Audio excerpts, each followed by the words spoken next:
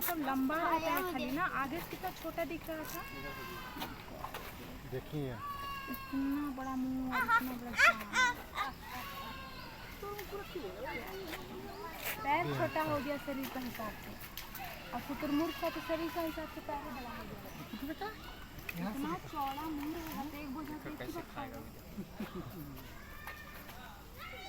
बाबू? क्या है? गैंडा। हाथी से कम नहीं है, ये पैर ही छोटा पड़ेगा।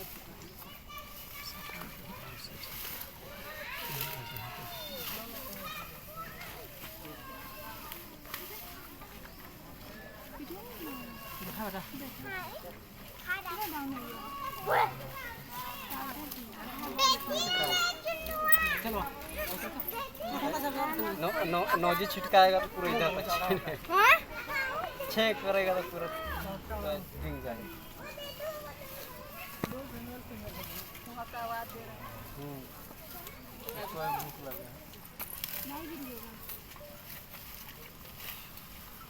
चलिए, इतना बड़ा मुंह हम पहली बार देख रहे हैं। हाथी का भी इतना बड़ा मुंह हल्का सा डिबेट कर लीजिए। होगा। हम भी सामने से देख रहे हैं।